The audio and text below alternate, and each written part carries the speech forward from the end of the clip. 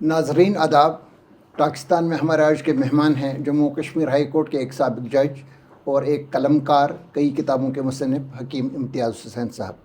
इम्तियाज़ साहब, शुक्रिया, बहुत बहुत आज शुक्रिया आपका। तशरीफ़ लाए हैं। नाजरीन की दिलचस्पी के लिए मैं ये बताना चाहूँगा, हालांकि आप खुद अपना तारुफ दे देंगे, मैं ये बताना चाहूँगा कि हकीम इम्तियाज़ हुसैन साहब ने 37 साल तक जम्मू कश्मीर की जुडिशरी में काम किया है। 1974 से 2011 तक इन्होंने काम किया है। आखिरी 7 साल जो इनके थे वो जम्मू कश्मीर हाई कोर्ट में ये जज के हिस्से से काम करते थे, और उसके रिटायरमेंट के बाद ये जम्मू कश्मीर अकाउंटेबिलिटी कमीशन के एक मेंबर मुकर्रर किए गए, वहाँ पर भी उन्होंने काम किया। और उसके बाद जो हमारी स्कूलों की फ़ीस मुकर्रर करने की कमेटी होती है, फ़ी फिक्सेशन कमेटी, तो इसके भी ये मेंबर रहे हैं। तो इनके जो फैसले हैं, जो काफ़ी इनके बहुत रिमार्केबल जजमेंट्स वगैरह, और उनकी बुक्स के बारे में हम तफसील के साथ आज बात करना चाहेंगे इम्तियाज़ साहब के साथ। इम्तियाज़ साहब, पहले हम ये आपसे जानना चाहते हैं कि आप शुरू से ही जज बनना चाहते थे, क्योंकि हमें ये मालूम है ये बात कि आपके वालिद साहब हकीम गुलाम हुसैन साहब भी डिस्ट्रिक्ट सेशन जज थे वो, तो वो भी एक जज थे। क्या आप भी जज ही बनना चाहते थे या कुछ और था आपका मकसद? बिस्मिल्लाहिर्रहमानिर्रहीम। जी, ये सही है कि मेरे वालिद साहब भी इसी पेशे से थे और डिस्ट्रिक्ट एंड सेशन जज थे।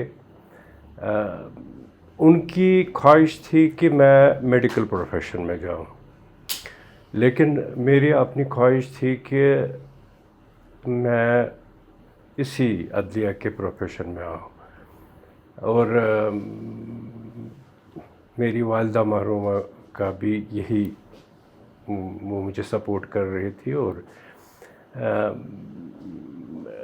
फिर कुछ हालात भी ऐसे हो गए कि ग्रेजुएशन के बाद मुझे बहुत ही शौक़ था अलीगढ़ यूनिवर्सिटी जाने का और वहाँ पढ़ने का।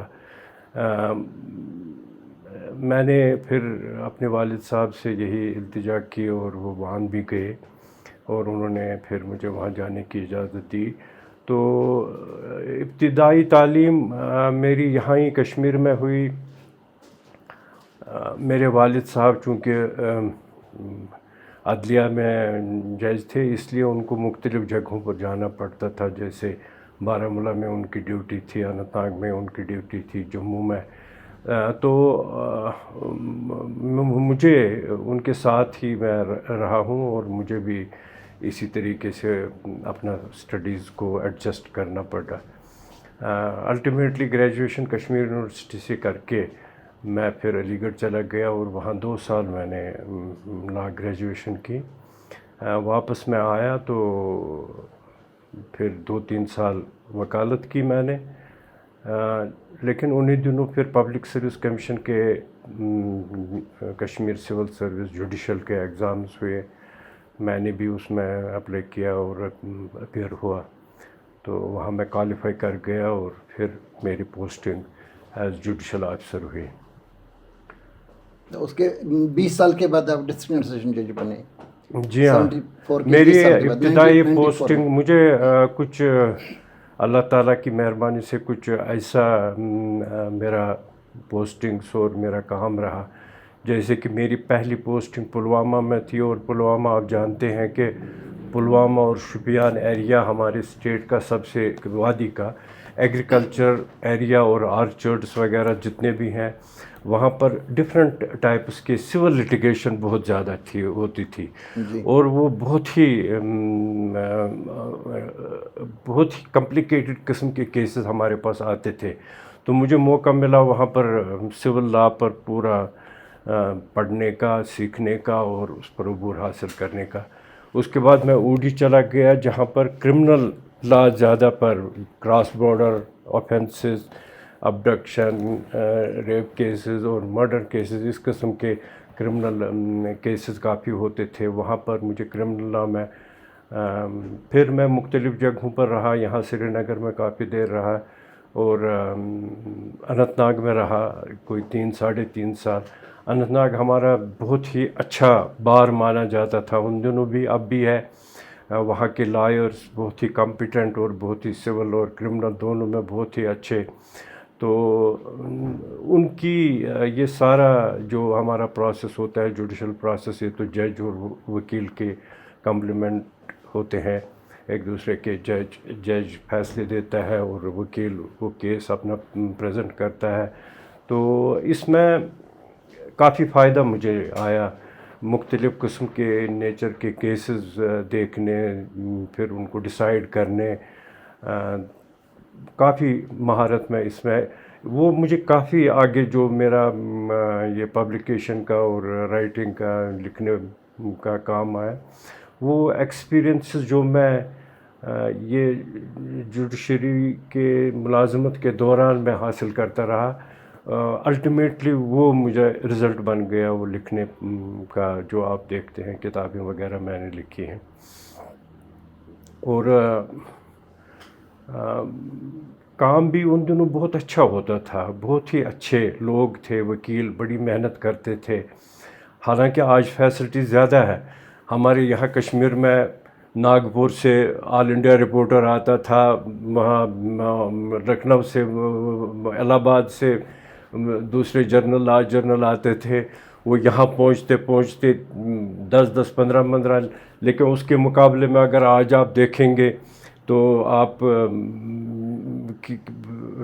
کمپیوٹر پر یا لیپ ٹاپ پر یا اپنے موبائل پر آپ کی پوری ججمنٹس ہوں گی. لیکن میری اپنی یہ تجربہ ہے کہ ان دنوں زیادہ لوگ محنت کرتے تھے. ہمارے وکلا صاحبان بہت ہی اچھے وکلا، آپ نے بھی سنا ہوگا. یہاں کشمیر بار میں کوئی 3-3.5 سال تو میں یہاں 2-3 کورٹوں میں 3-4 کورٹوں میں یہاں رہا آلموسٹ. اور بہت ہی اچھے جانکی ناتھ بان اور کاشی ناتھ رینا اور مسٹر لطیف قریشی اور وہ ہمارے عبدالحمید کرہ صاحب تھے، اور اچھے بہت ہی ویٹرن جو بڑی محنت کرتے تھے اور پھر پوری تیاری کر کے آتے تھے. اور پھر آگے وہ اس سے ہم جج لوگ بھی پھر گائیڈنس لیتے تھے اور دیکھتے تھے اور پڑھتے تھے. خود بھی ہم پڑھتے تھے جب ہماری اسسٹنس، پراپر اسسٹنس ہوتی تھی، کتابیں آتی تھی، لا بکس آتے تھے، تو ہمیں موقع ملتا تھا ان کو پڑھنے کا، اور پھر جتنا ہم زیادہ پراپرلی ڈیلیور کر سکتے تھے وہ کرتے تھے.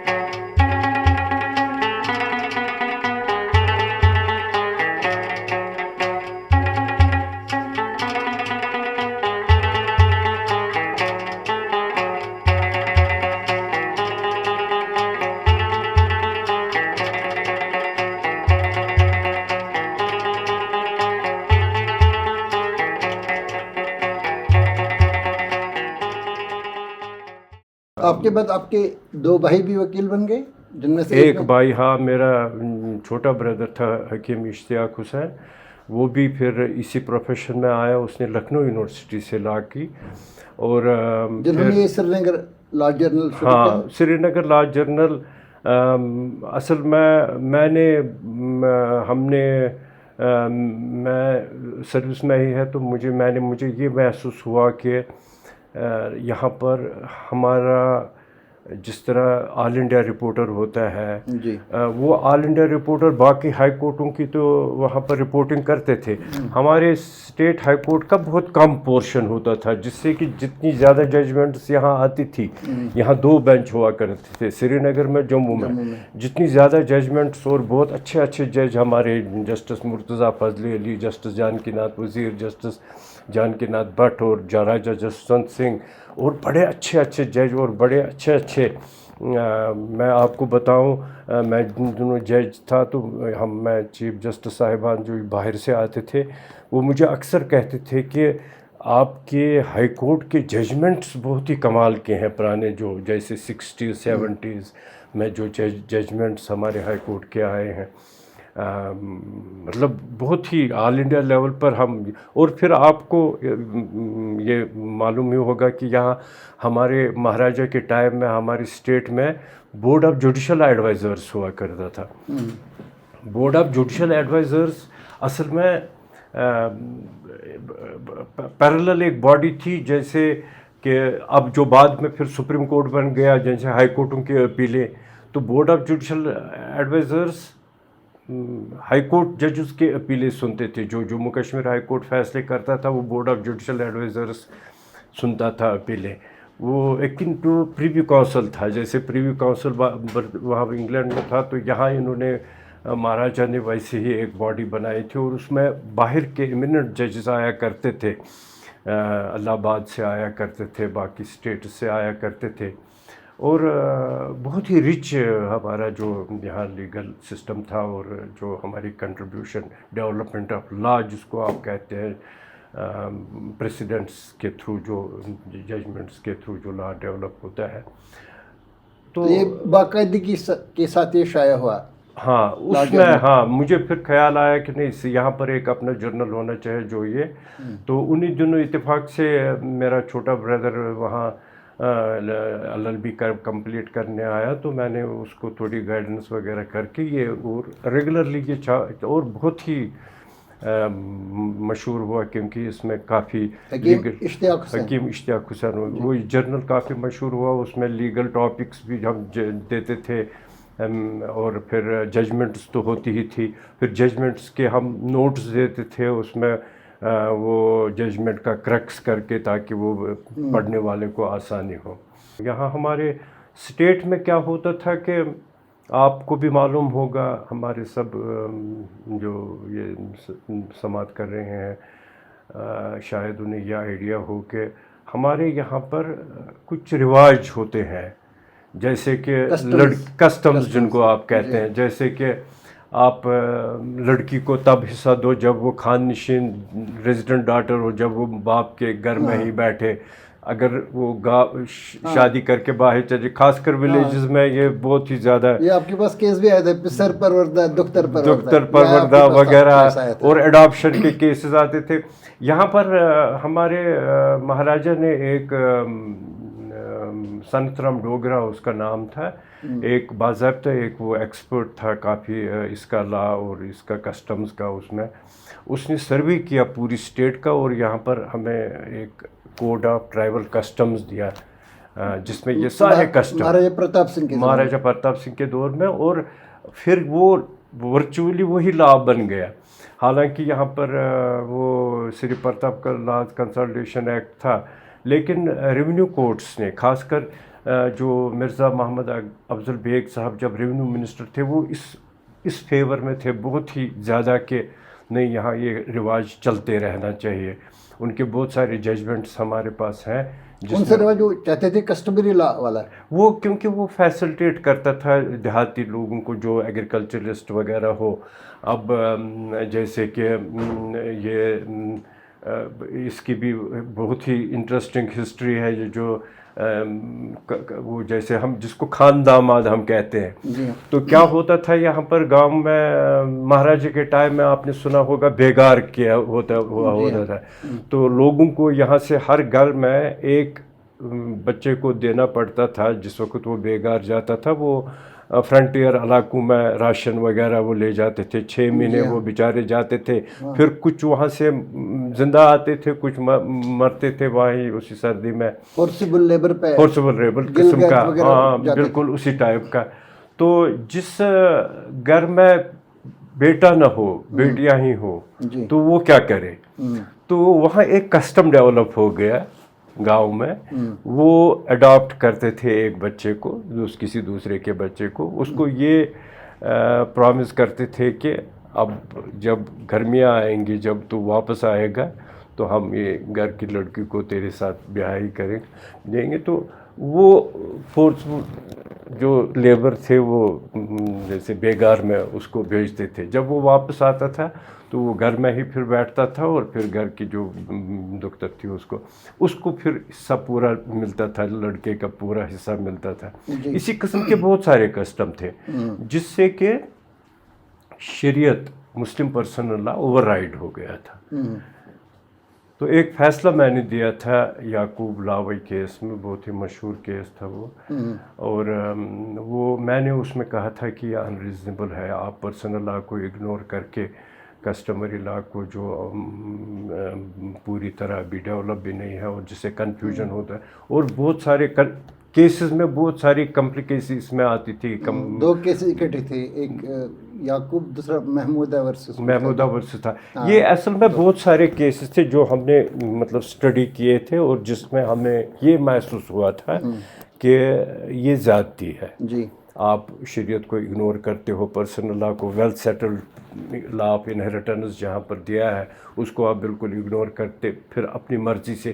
پھر اس میں بائی لوگ کیا کرتے تھے، وہ اپنی بہنوں کو حصہ ڈینائی کرنے کے لیے یہ پلی اٹھاتے تھے جی کہ hماری بہن چاہے وہ فیملی کسٹم فالو کر رہی ہوتی ہو نہ کر رہی ہوتی ہو، تو اس کے آڑ میں وہ بہنوں کو حصہ نہیں دیتے تھے. بہت سارے کہ ان تھاؤزنڈس ہماری سول لٹیگیشن کا کوئی 60% 70% خاص کر ایگریکلچر لینڈ جہاں بھی ہو وہ اسی چکر میں ہوتا تھا کہ یہ فیملی کسٹم فالو کرتی ہے، شریعت فالو کرتی ہے، کیا کرتی ہے.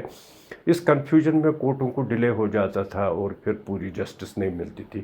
تو میں نے پھر فیصلہ دیا essentially in conflict with the Muslim law. اس کے اٹ واز کنٹری ٹو، ہاں اٹ واز بہت ہی، کیونکہ وہ اگنور کرتا تھا، پرسنل لا کو اگنور کرتا تھا. جی، حالانکہ اس وقت انڈیا میں 1937 میں انڈین شریعت ایکٹ بنا تھا. جی، اور اس میں پورا یہ لکھا تھا کہ یہاں پر ان معاملوں میں میریج، ڈائیورس، ڈاور، انہیریٹنس، ان تمام معاملوں میں پرسنل لا اپلائی ہوگا. لیکن ہمارے اسٹیٹ میں وہ اپلائی نہیں ہوتا تھا. یہاں پر دونوں چل رہے تھے. سری پرتاپ لاز کنسلٹیشن ایکٹ کے تحت پرسنل لا بھی چلتا تھا اور کسٹمری لا کے تحت کسٹمز بھی چلتے تھے. تو میں نے پھر لیجسلیچر سے کہا جی آپ اس پر دھیان دو اور اس کو آپ ایڈریس کرو اس ایشو کو، اور کوئی ایسا لا جیسے یہ اناملی جو ہوتی ہے یہ ختم ہو جائے.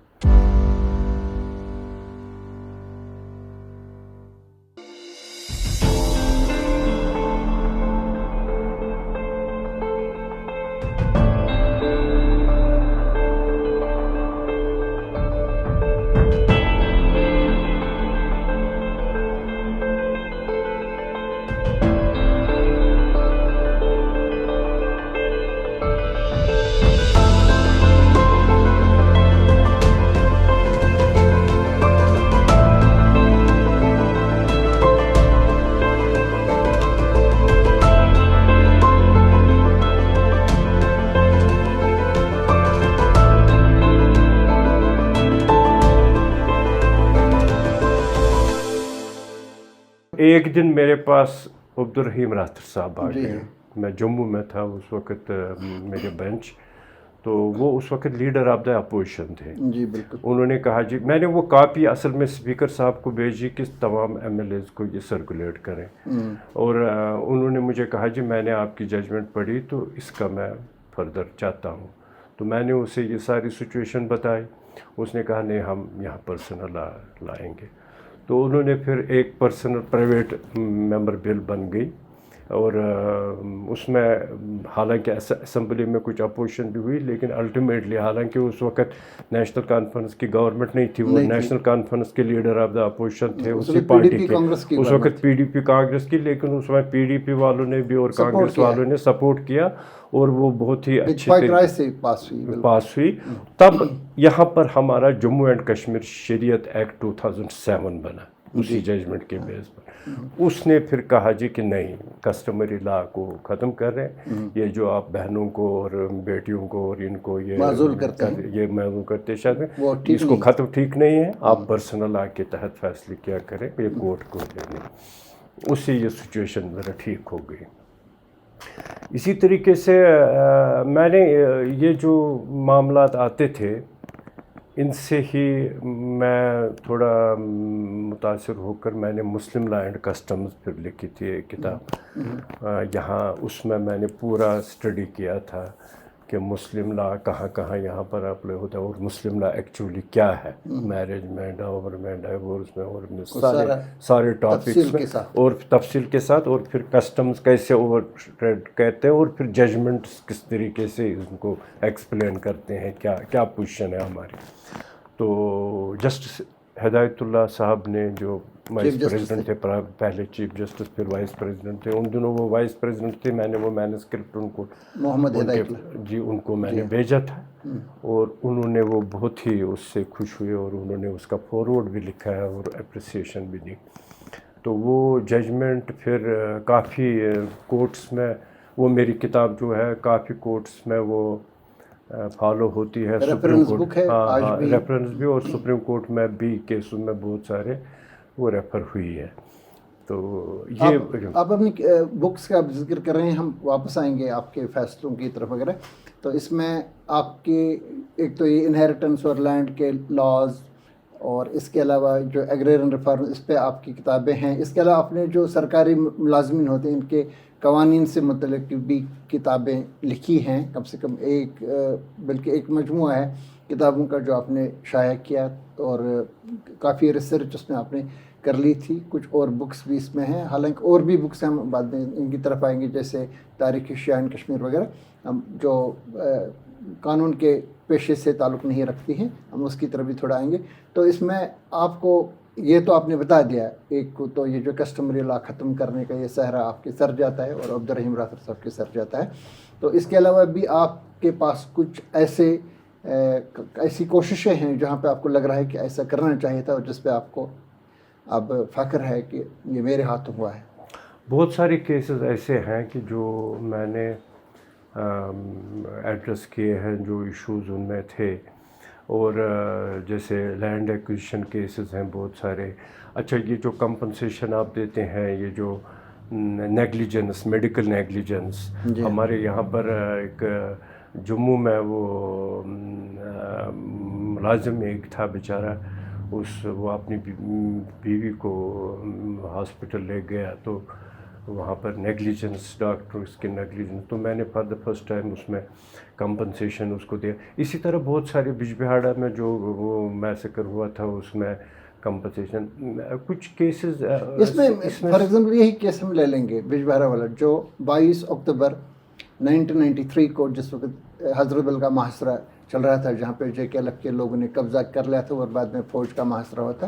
انہیں دنوں یہ ہوا 22 اکتوبر 1993 کو، اور تقریباً 35 یا 37 لوگ اس فائرنگ میں مارے گئے، جو ایک جلوس پہ ہوا بجبہارا میں.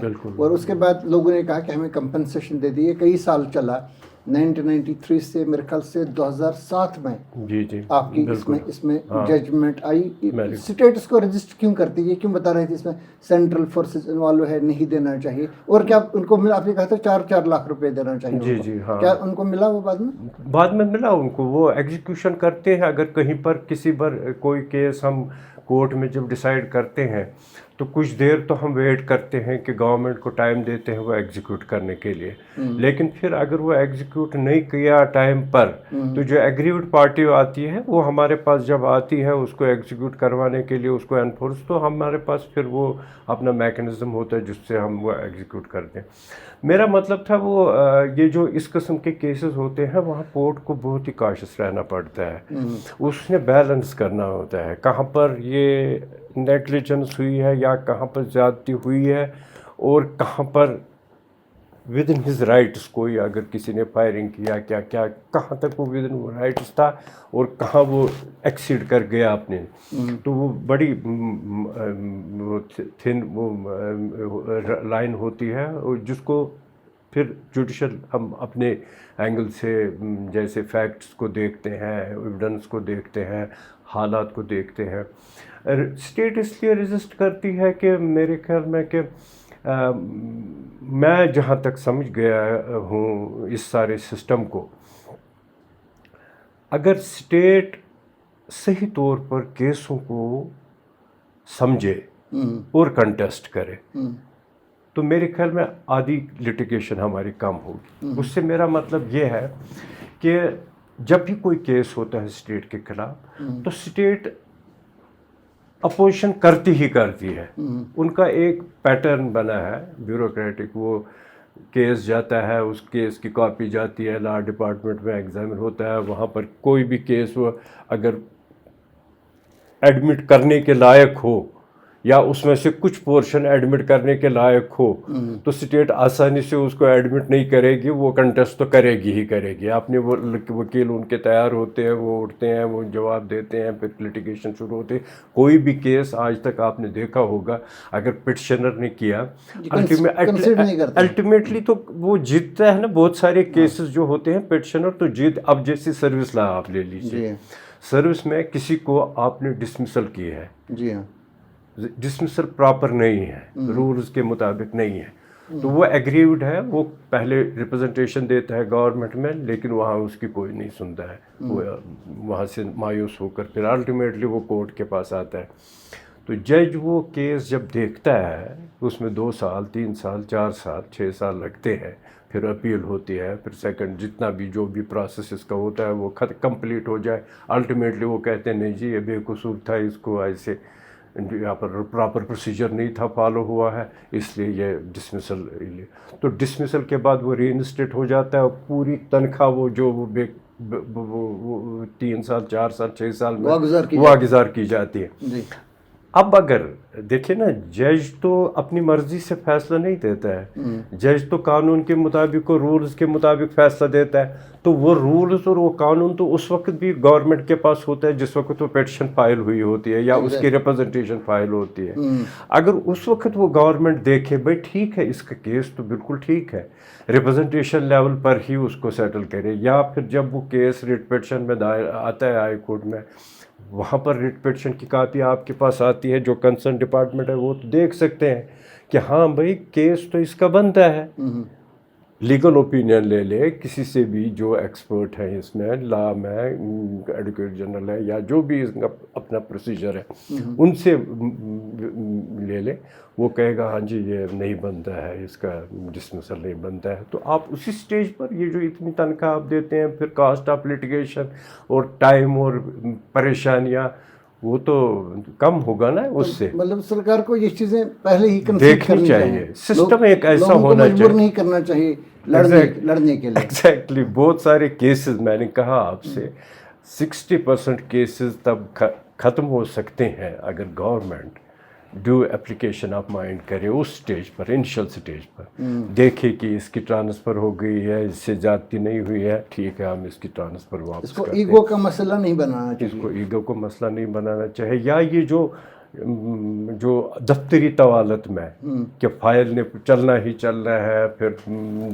پہنچنا ہے کہاں پر, اور پھر وہاں پر سرکاریں تو میزربل بناتی ہیں لائف لوگوں کی اسی چیز پہ, اور وہاں پہ بیوروکریسی یا کلرکس کو جو رائے دیتے ہیں وہی چلتی ہے. اب اتنا اس پر بحث بھی ہوتی ہے, کانفرنس بھی ہوتی ہے, سیمینار بھی ہوتے ہیں, لیکن گورنمنٹ وہاں کی وہاں ہی ہے. چاہے کوئی بھی, میں کسی پرٹیکولر گورنمنٹ کے بارے میں نہیں کہتا ہوں, میں ہر جگہ یہی سسٹم ہے, آپ دیکھ رہے ہیں.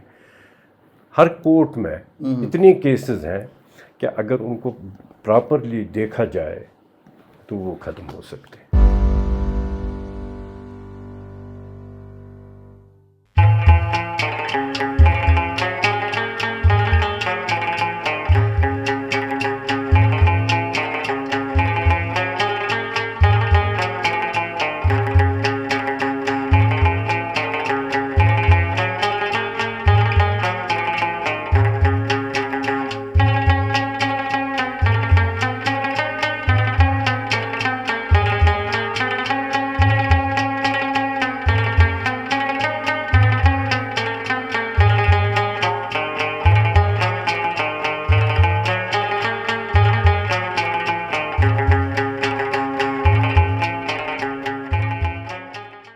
سسٹم کی بات کر رہے ہیں, آپ نے خود ذکر کیا بجبہارا کے واقعے کا جس میں آپ نے کمپنسیشن ان کو دلایا.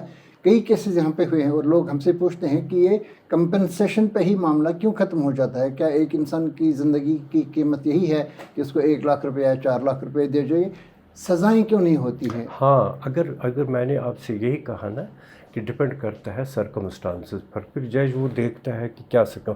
اگر کہیں ایکسیسز ایسے ہوں جہاں پر یہ لگے کہ صرف نیگلیجنس نہیں ہے, ڈیلیبریٹ ایکٹ ہے، اور بالکل وہ جو بھی آفیشل ہے یا جو بھی وہاں پر آدمی ہے، ملٹری پرسنل ہے یا سول اتھارٹی ہے یا مجسٹریٹ جو بھی ہے، کورٹ اس کو برڈن کر سکتی ہے کاسٹ سے، یا اس کو کمپنسیشن تو ہے ہی، یا اس کے خلاف پروسیکیوشن کرنے میں کورٹ کے پاس پاورز بھی ہیں اور ہو بھی سکتا ہے، بہت سارے کیسز میں ہوا. لیکن یہ ہے کہ ہر چیز کو دیکھنا پڑتا ہے. یہاں پر رول ہوتا ہے پھر جج کا، کورٹ کا، کہ وہ بالکل دیکھے کہ کس کیس میں ڈیلیبریٹ ہے، کس کیس میں نیگلیجنس ہے، کس کیس میں جسٹیفائڈ ہے، مختلف سٹیج. تو آپ یہ بتا رہے ہیں کہ مطلب جس وقت دفاع کرتے ہیں لوگ تو وہاں پہ کوئی نہ کوئی کوتاہی رہ جاتی، اس وجہ سے لوگوں کو انصاف نہیں مل رہا ہے، یا یہ کہ سسٹم ہی انگرینڈ ہے اس طرح کا جہاں پہ انصاف لوگوں کو کم ہی ملتا ہے؟ سسٹم کی ہر لیول پر سسٹم کی اوور ہالنگ کی ضرورت ہے. روٹین میں آپ چیزوں کا نہ لے جائیں. دیکھیے نا، روٹین میں آپ کیس آ رہا ہے اور وہ پھر اپنے پروسیس میں جاتا ہے، نہیں یہ وکیل کو بھیجتے ہیں.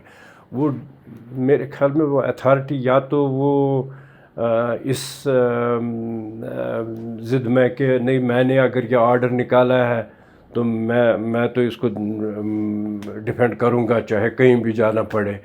اس ایگو بنانا، اگر وہاں پر بہت ہی کاملی اور کمپیشنیٹ طریقے سے چیزوں کو دیکھا جائے، لٹیگیشن بھی کم ہوگی، لوگوں کی میزریز بھی کم ہوں گی، اور یہ جو ہمارا سسٹم اوور برڈنڈ ہو رہا ہے. اب دیکھیں نا، ڈیلے کیسوں میں جو ہو رہا ہے وہ کس وجہ سے ہو رہا ہے. کئی برسوں سے اب شکایت یہ آ رہی ہے کہ میرٹس کے بدلے کلیکٹیو کانشنس اثر انداز ہوتی ہے، کہ کس قسم کا ماحول بنتا ہے. یہ پوری کنٹری میں ایک نیریٹو بنتا ہے، ہمارے یہاں پہ بھی کچھ ڈفرینٹ نیریٹو بنتا ہے جو ان کانفلکٹ ہوتا ہے، وہ پورے نیشن کے کلیکٹیو سے تھوڑا ڈفرینٹ ہوتا ہے.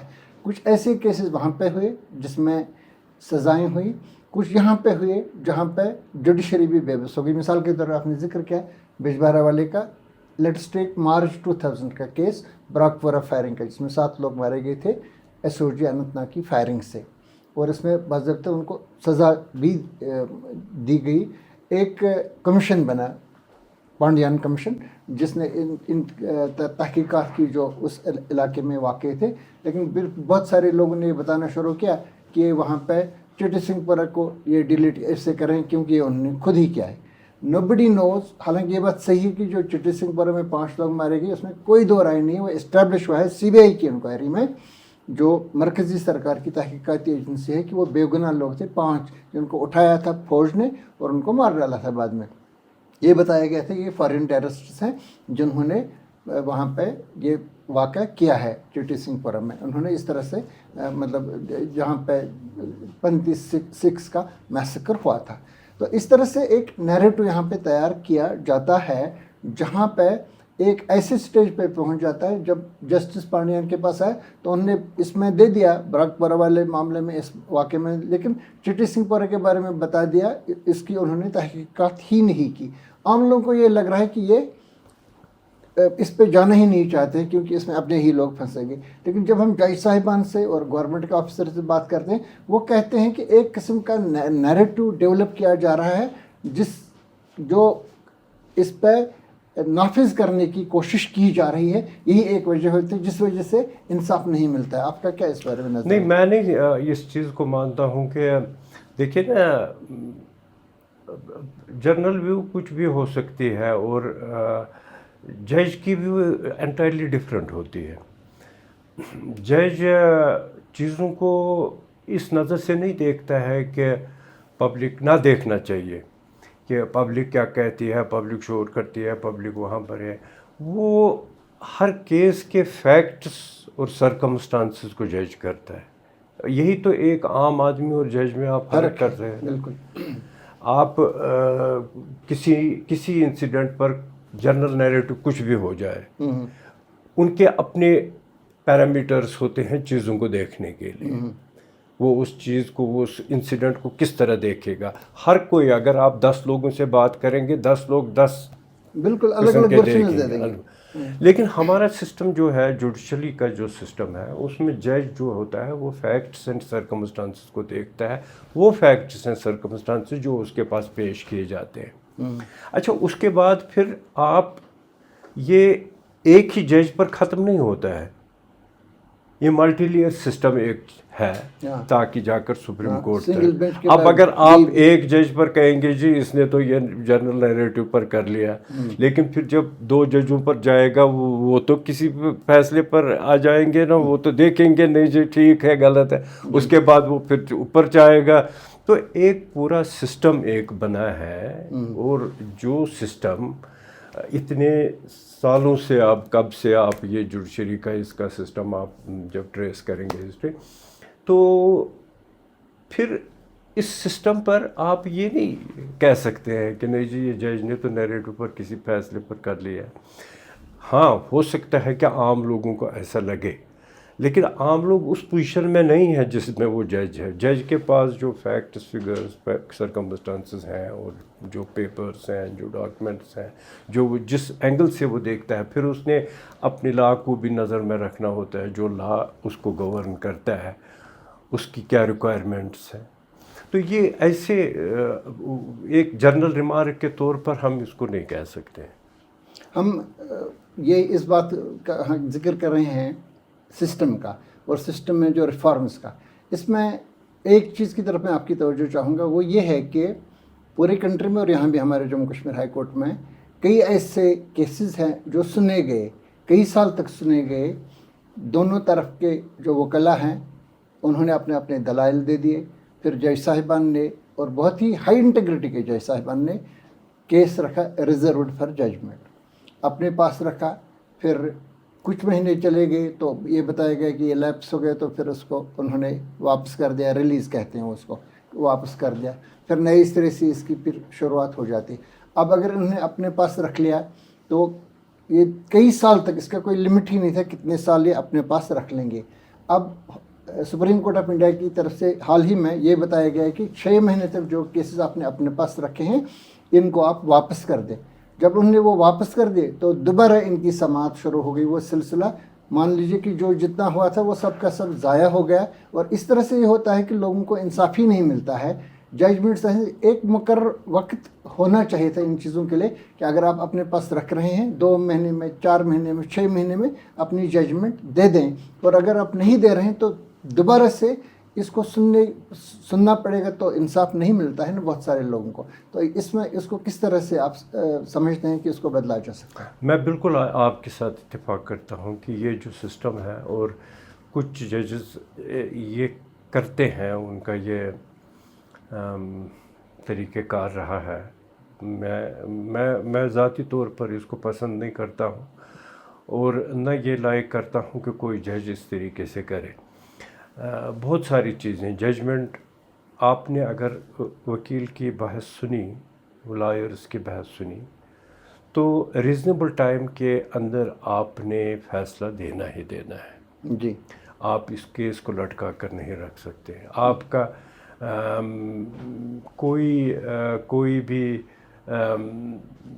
جسٹیفیکیشن نہیں ہے یہ کہنے کے لیے کہ میں 2 سال یا 3 سال ججمنٹ کو کھینچوں اور نہ فیصلہ دوں. اور اسی طریقے کا ایک ٹرینڈ چلی ہے، جج ریکیوز کرتا ہے کیس کو. وہ تو حق ہے جج صاحب کا نہ حق، میں مطلب ذاتی طور یہ سمجھتا ہوں کہ انلیس کوئی ایسا کیس ہو جو، لیکن اگر آپ کیس کو سنتے ہیں، اس کی پروسیڈنگز کو سٹارٹ کرتے ہیں، سنتے ہیں، اس کے بعد آپ ریکیوز کرتے، کیوں آپ کو اپوائنٹ کیا گیا ہے، گورنمنٹ پبلک منی آپ پر خرچ کرتی ہے، آپ کو ایک پوسٹ دی گئی ہے، اور آپ اس پوسٹ پر بیٹھے ہو، آپ کی یہ ڈیوٹی بنتی ہے کہ آپ نے جج کیس کا فیصلہ کرنا ہے. آپ اس کو ڈیلے کیوں کریں گے؟ اگر آپ اس چیز کے خلاف ہو کہ وکیل ڈیلے کرتے ہیں، وکیل کیس کو آگے نہیں چلنے دیتے ہیں، اور آپ اس وقت بڑے تیز بنتے ہو کہ نہیں جی میں تو یہ ایڈجورنمنٹ نہیں دوں گا، تو میں تو یہ نہیں دوں گا، تو اس میں بہت ہی ایک ہمارے کورٹس میں تو بہت سارے یہ وہ ایسے ایسے واقع ہوئے ہیں نا آپ نے ریکیوز کرنے کے. تو نہیں ریکیوز بھی، اور یہ وہ جیسے جس کو کہتے ہیں کہ نوک جوک اس قسم کی. جی ہاں. تو وہ کہتے ہیں نا کسی مفصل کورٹ میں ایک جج وہ بحث کی وکیل صاحبان نے، تو جج صاحب پھر وہ آرڈر لکھتا گیا، تو اس نے ایک تاریخ پر تو لکھے بحث سماعت ہوئی، کیس برائے فیصلہ، دوسرے پر بھی لکھا کہ برائے فیصلہ، تیسرے پر جب وہ لکھنے لگا وکیل نے اس کو کہا کہ وہ جو ٹائپسٹ تھا اس کو کہا اس میں لکھے جی اب سے جلیس مطلب جج صاحب خواہان مہلت ہے. پہلے ہم لکھتے ہیں نا وکیل خواہان مہلت ہے کہ بحث کرنے کے لیے، تو اس نے کہا آپ اس میں لکھو جج صاحب خواہان مہلت ہے. تو یہ نہیں ہونا چاہیے، جج خواہان مہلت نہیں بننا چاہیے، نہیں کر سکتا، کوئی جسٹیفیکیشن نہیں ہے. اگر آپ نے کیس سنا، اب اس کا صرف یہ پہلو نہیں ہے کہ اس میں ڈیلے ہوتا ہے، اب آپ اس کے ایک اور آسپیکٹ اس کا دیکھ لیجیے کہ ایک عام شہری بیچارہ اپنے پیسے، اپنے حلال کی کمائی وکیل کے دیتا ہے، اور وکیل بھی آج کل اچھے خاصے فیس چارج کرتے ہیں. جی ہاں. تو وہ جب بحث کرواتا ہے اور پھر ایکسپیکٹ کرتا ہے کہ اب مجھے اگلی تاریخ پر یا 2 مہینے یا 3 مہینے کے بعد فیصلہ ہوگا، کلائنٹ کے ساتھ انصاف ہونا چاہیے. اور پھر 3 مہینے کے بعد اس کو کہتے ہیں جی اس کو واپس کرو، ریلیز کرو، اور وہ پھر کسی اور جج کے پاس جاتا ہے، تو پھر وکیل پھر جاتا ہے اور پھر وہ پیسے لیتا ہے بحث کرنے کے لیے. یہ سلسلہ نہیں ہونا چاہیے. ججز کو اپنی رسپانسبلٹی سمجھنی چاہیے، ججز کی ایک ڈیوٹی ہے.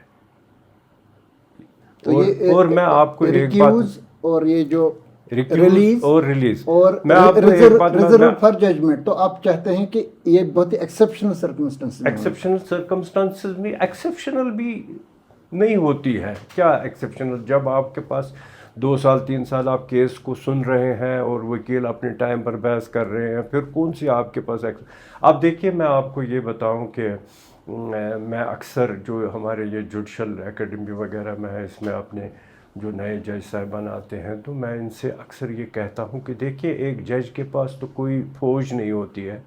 جب وہ کورٹ میں بیٹھا ہوتا ہے تو کوئی آرمی تو پیچھے ہوتی نہیں جو ان کو مجبور کرتی ہے آپ یہاں بیٹھو میرا سنو میں جو پروسیڈنگ کر رہا ہوں. ایک کلائنٹ بیچارہ اگر آپ نے اس کو 2 مہینے کی تاریخ دی ہے، وہ اس 2 مہینے ایک ایک دن گنتا ہے کب میری تاریخ آئے گی. پھر اس تاریخ کو رات کو وکیل کے پاس جاتا ہے، وہاں پر پورا پٹرب ہوتا ہے، مشورہ کرتا ہے، تس پگہ چھ تاریخ ون حظ وچھو تلت خیالت تھو جج صاحب اگر شورے ہے ٹھیک ہے سب گواہ سور جو بھی اس سے بیچارے سے بن پڑتا ہے وہ کرتا ہے. دوسرے دن وہ صبح سویرے آ کر اگر کہیں دور شہر سے دور ہو، کورٹ سے دور ہو، صبح 7 بجے کی گاڑی لے کر یا پیدل بھی بہت پہلے زمانے میں وہ بیچارے رات کو ہی آتے تھے، اور صبح وہ پورے 10 بجے اس کورٹ روم میں بیٹھا انتظار کر رہا ہوتا ہے. آگے وہ جج اکیلا ہوتا ہے، اس کے پاس کوئی فوج نہیں ہوتی ہے، لیکن آپ اس کانفیڈنس دیکھیے کیا ہے. وہ آدمی کس کانفیڈنس سے صبح سے لے کر 4 بجے تک اس کورٹ کے اس جج کے چہرے کی طرف دیکھتا ہے کہ کب یہ میرا کیس اٹھائے گا اور کب یہ مجھے فیصلہ دے گا یا کب مجھے کوئی ریلیف دے گا. اگر آپ اس بیچارے کو آپ انتظار کروائیں گے اور اس کو پھر آپ بغیر کسی ریلیف کے یا بغیر کسی فیصلے کے آپ فیصلہ اس کو خلاف دینا ہے تو خلاف ہی دے دے، وہ بیچارہ جا کر کہیں اپیل شپیل کرے گا. لیکن یہاں سے تو آزاد اس کو کرائیے نا. آپ کس طریقے سے آپ اپنے سارے سسٹم کو شیک کر رہے ہو، اس کی کانفیڈنس کے عام لوگوں کی کانفیڈنس کو کس طریقے سے شیک کر رہے ہیں آپ کہ ہم انصاف مانگنے گئے تھے جج صاحب کے پاس لیکن اس نے 2 سال انتظار کروایا، آپ کہہ رہا ہے کہ کسی اور جج کے پاس جائے. اب کیسے پھر ہمارا سسٹم چلے گا؟ تو ایسے کئی کیسز ابھی بھی ہم دیکھتے ہیں جو جج صاحبان نے اپنے پاس رکھے. 6 مہینے بیت چکے ہیں تو اب چلو جی ریلیز کرو، ہوتا رہتا ہے لیکن اس کا لوگوں؟ علاج یہی ہے کہ ججز کو اپنی ذمہ داری سمجھنی چاہیے اور ججز کو وہ سمجھے کہ ایک ایسی اتھارٹی ہوگی. انصاف تو خدا اللہ تعالیٰ کے ہاتھ میں ہے، تو جج کو وہ ایک قسم کی ڈیلیگیشن ہے کہ وہ یہاں اس زمین پر تو وہی انصاف دیتا ہے نا لوگوں کو. جی ہاں. اور ہر کوئی کو آپ چاہیے جہاں سے بھی وہ مایوس ہو کر آئے گا، گورنمنٹ سے مایوس ہو کر آئے گا، باقی ہمسائے سے مایوس ہو کر آئے گا، جہاں بھی اس کے ساتھ ڈسپیوٹ ہے وہاں سے مایوس ہو کر اس جج کے پاس آئے گا وہ فیصلے کے لیے.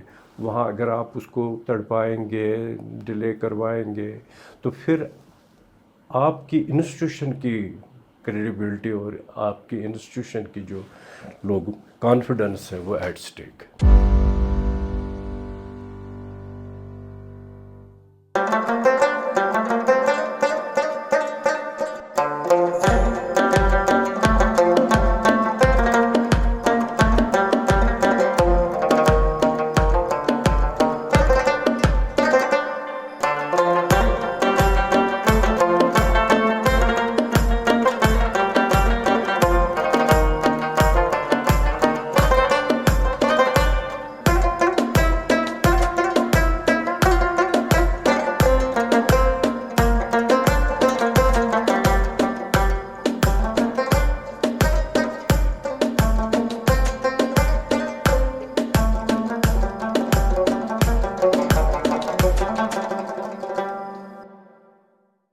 دو اسپیسیفک فیلڈز کی طرف ہم جاننا چاہیں گے، سول بھی اور کرمنل بھی.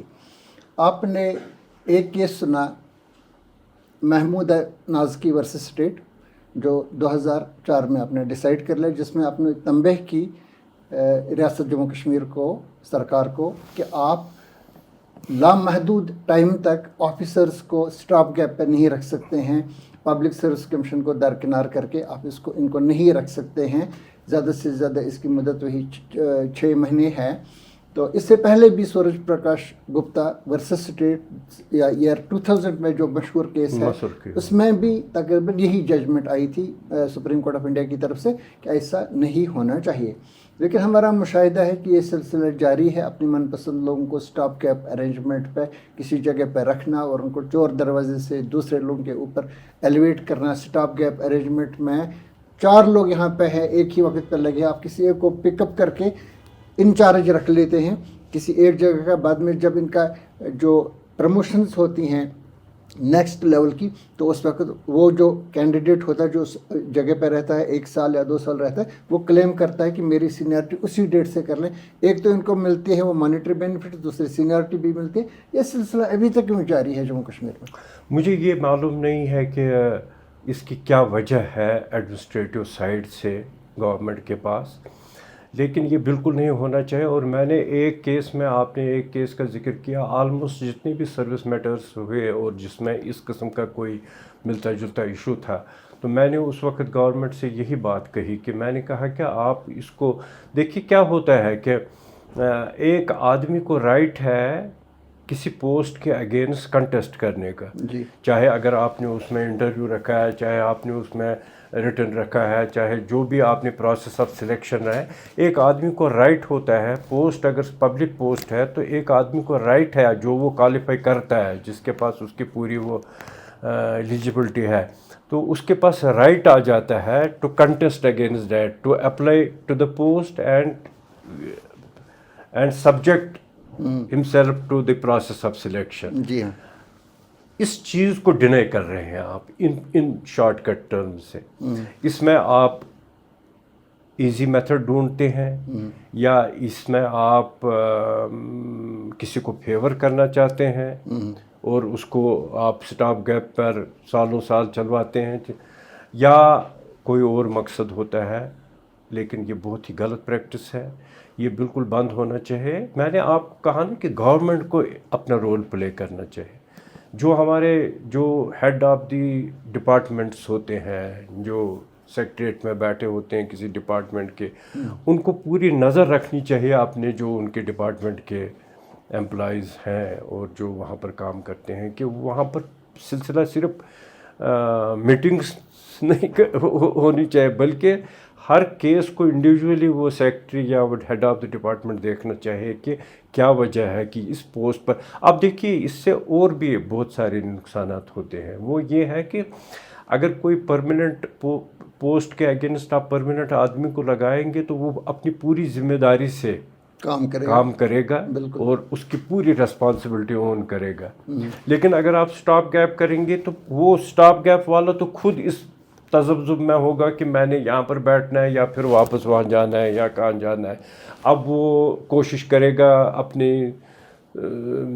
جتنا بھی اس کے پاس طاقت ہے، سفارش ہے، کیا ہے، وہ کنٹینیو کرنے کے لیے. لیکن یہ اس میں زیادہ role head of the department, زیادہ لوگ ایڈمنسٹریٹو سیکرٹریز، زیادہ لوگ خود chief minister, head of the جو گورنمنٹ ہوتے ہیں وہ پلے کر سکتے ہیں اور ہر چیز کو دیکھنا ہے. ایک اور جو اب ایک طریقہ کار بنا ہے گورنمنٹ کے آفسوں میں، کچھ کیسز میں نے یہ بھی محسوس کیا کہ شاید جو ہیڈ آف دی ڈپارٹمنٹ ہے یا جو چاہے جو ہائر لیول کے ہیں، وہ امپلائیز کو خود ہی کہتے ہیں کہ کورٹ سے سٹے لے آؤ یا کورٹ میں جا کر یہ کر لو. اس سے وہ کیا میسج دینا چاہتے ہیں؟ وہ کیا اپنی اتھارٹی کو ایبڈیکیٹ کر رہے ہیں؟ وہ چاہتے ہیں چلو کل کو مجھے بہانہ ملے کورٹ سے، اس کا سٹے آرڈر آئے، میں کہوں گا یہ تو کورٹ میں مسئلہ چل رہا ہے. تو ایسے بہت سارے کیسز ہیں سب کی نظر میں. یہ کہاں پر یہ سلسلہ ختم ہوگا؟ اس کے لیے گورنمنٹ کو، جو ذمہ دار لوگ ہیں گورنمنٹ میں، ان کو سامنے آ کر کم از کم اس سسٹم کو تو آپ ٹھیک کر سکتے ہیں. امپلائیز تو آپ کے انڈر ہی ہے نا، وہ تو گورنمنٹ کے ہی کارندے ہے. کم از کم اس سسٹم کو پراپر رولز بنے ہیں، سروس رولز ہر ڈپارٹمنٹ ہے، آپ رولز کو اسٹرکٹلی اپلائی کریں اور اسٹرکٹلی ایز پر رول چلیں. یہ ایڈہاکزم اور یہ جو ٹیمپرری آپ نے سسٹم رکھا ہے، اس کی کوئی ضرورت نہیں ہوگی. پھر اس کا اثر یہ ہوگا لٹیگیشن بھی کم ہوگی، کورٹوں میں کیسز کم ہو جائیں گے، لوگوں کی جو پریشانیاں ہوں گی وہ کم ہوگی، اور پھر اکاؤنٹیبلٹی جو پوسٹ ہولڈ کر رہا ہے اس کی اکاؤنٹیبلٹی بن جائے گی. تو اس میں کچھ ریڈیکل ایگریسو امینڈمنٹس کی ضرورت ہے، بہت ہی ضرورت سسٹم میں، بہت ہی ہمیشہ سے ضرورت رہی ہے اور آج کل میں سمجھتا ہوں زیادہ ضرورت ہے.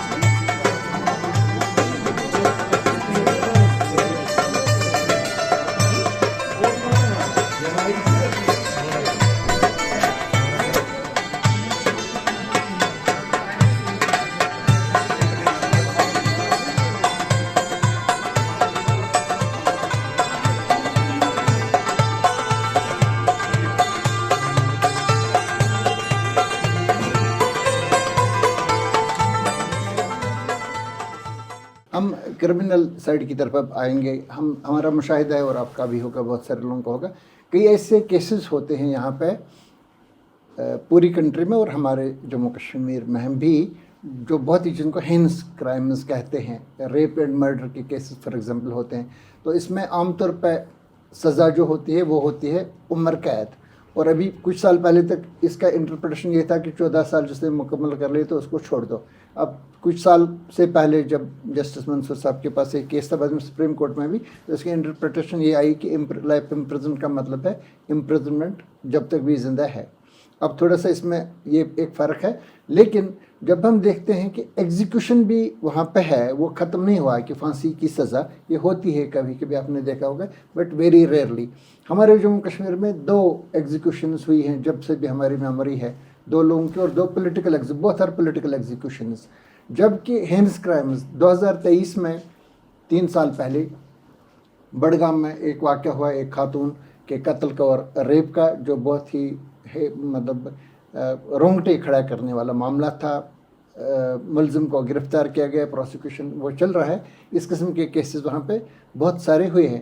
لیکن جب ہم نظر ڈالتے ہیں نا پچھلے 30 40 50 سال تک پھانسی کی سزا کسی کو نہیں ہوئی، ڈیٹرنٹ کوئی نہیں ہے، جس کا نتیجہ یہ ہے کہ ہر مہینے یا ہر سال میں 5 6 کیسز ایسے ہو جاتے ہیں جہاں پہ آلموسٹ اسی طرح کے کیس ہو جاتے ہیں. ابھی آپ نے دیکھا بڑگام میں ایک لڑکی کا معاملہ ہوا, حالانکہ ابھی وہ سارا زیر تحقیقات ہے, ابھی ہمیں ایگزیکٹ ڈیٹیلز پتہ نہیں ہے, لیکن عام طور پہ یہی بتایا گیا ریپ اینڈ مرڈر کا کیس ہے, پولیس نے بھی یہی بتایا. پھر بھی میں نے یہ نہیں مانتا ہوں جب تک ہمارے سامنے بالکل ٹھوس اس کی شواہد نہ ہوں. لیکن لوگ پوچھتے ہیں کہ یہ کیوں نہیں ایسا ڈیٹرنٹ کریٹ کرتے ہیں تاکہ ایسے واقعات نہ ہوں. آپ کو کیا لگ رہا ہے اس میں کیا کوتاہی ہے؟ نہیں, میں نے آپ سے یہی بات ابھی کی کہ جج جب کیس کو ڈیسائیڈ کرتا ہے تو فیکٹس اینڈ سرکمسٹانس کو سامنے رکھتا ہے. ہمارے سپریم کورٹ نے کورٹس نے ایک رول اپلائی کر کے رکھا ہے, ایک رول لے ڈاؤن کر کے رکھا ہے.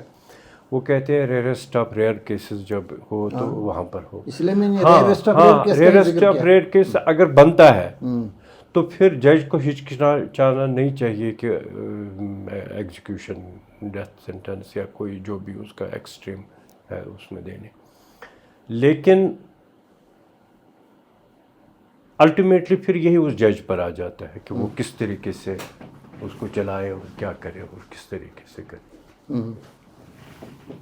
تو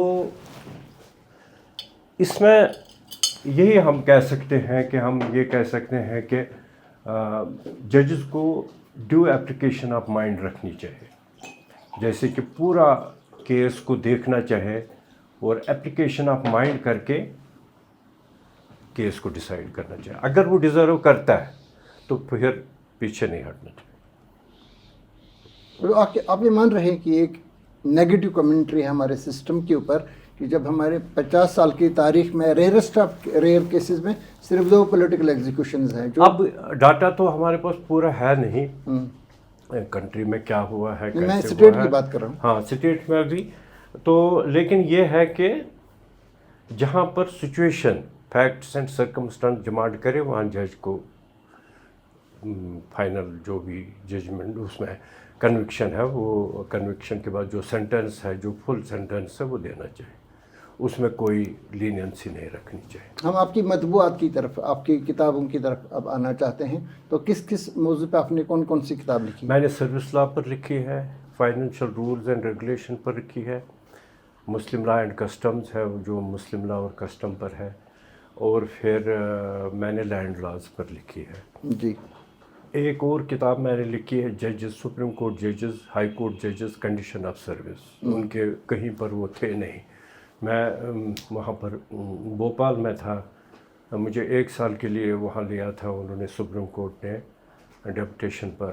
میں وہاں کی نیشنل جوڈیشل اکیڈمی میں نے اسٹیبلش کی ہے وہاں. تو سپریم کورٹ میں 1 سال بیٹھے ہوئے مجھے محسوس ہوا کہ ججز خود تو سروس کنڈیشنز لوگوں کے سیٹل کر رہے ہیں, ان کے اپنے سروس کنڈیشنز ہیں نہیں. تو سروس کنڈیشن بنے تھے لیکن ان کے انٹرپریٹیشن سکیٹرڈ تھے, وہ نوٹیفیکیشن سرکولر جتنے بھی تھے کہیں کوئی ہاتھ نہیں آ رہا تھا, منسٹری آف جسٹس میں جا کر ڈھونڈنا پڑتا تھا. تو میں نے وہ کمپائل کی اور تمام سٹیٹس کی ہسٹری اس میں دی میں نے, جوڈیشری کی اور ججز کی. وہ ایک وہ ہے. اس کے بعد پھر میں نے, یہ تو لیگل سائڈ سے کام ہے,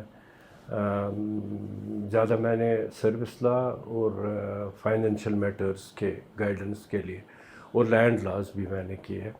اصل میں ان سب کتابوں کا جو مقصد میرا ہے اور جو تحریک ہوئی وہ اس وجہ سے ہوئی کہ جب میں جوڈیشل آفیسر تھا یا میں جب ہائی کورٹ جج تھا تو میں دیکھتا ہے کہ ہمارے جوڈیشل آفیسرز جو ہیں نئے خاص کر جو آتے ہیں وہ پوری طرح مہارت نہیں رکھتے تھے ان چیزوں کی. اس کی وجہ یہ ہوتی تھی کہ ہمارے پاس انڈیا میں کتابیں بنتی تھی لیکن چونکہ یہاں پر ہمارے لاز اپنے تھے تو وہ کور نہیں کرتے تھے وہ state of Jammu and Kashmir. تو مجھے پھر اسٹیٹ میں سول سروس لا پر لکھنی پڑی اور فائنینشیل رولز پر لکھنی پڑی اور لینڈ لاز وہاں پر ہمارے ڈفرینٹ ہے, وہاں پر ڈفرینٹ تھے. تو وہاں کوئی کتاب تھی نہیں. تو ہمارے جو خاص کر منصف وغیرہ صاحبان جو تھے وہ ایون ریونیو آفیسر, ہمارے ڈویژنل کمشنر ایک دن میرے پاس آیا, میں ڈسٹرکٹ جج سری نگر تھا ان دنوں میں, وہ لینڈ لاز کی کتاب لکھ رہا تھا. میں نے اسے کہا کہ میں یہ کتاب لکھ رہا ہوں. تو پھر مجھے محسوس ہوا وہ بیچارہ تو خود بھی انجان تھا ان لاز سے. تو جب اس نے یہ سنا وہ کہتا ہے ہمارے لیے تو گائیڈنس ہوگی یہ وہ سارا. تو خاص کر کے جو ہمارے IAS آفیسرز باہر سے آتے ہیں تو وہ ہمارے لینڈ لاز کا ان کو کچھ پتہ نہیں ہوتا ہے. اور ہمارے لینڈ لاز سب سمجھیے کہ جو ہمارا ریونیو ریکارڈ ہے سارا اردو میں ہے. اب اردو میں کچھ ٹرمز ایسی ہیں تو جو وہ بیچارے سمجھ نہیں سکتے ہیں. جی ہاں. تو میں نے ان کو ٹرانسلیٹ کر کے وہ میری 3 والیوم پر کتاب ہے, اس میں اردو پورشن بھی ہے اور اس کو انگلش میں بھی میں نے کیا ہے اور سارا پروسیجر میں نے بتایا ہے کہ یہ جو آپ ریونیو ریکارڈ مینٹین کرتے ہیں ان کے ٹرمز کو میں نے ایکسپلین کیا کہ یہ چیز ہے کیا. اس کا پرپس صرف یہی رہا کہ ججز اور یہ ریونیو آفیسرز اپنے اپنے فیلڈ میں ذرا گائیڈنس ان کو ملے.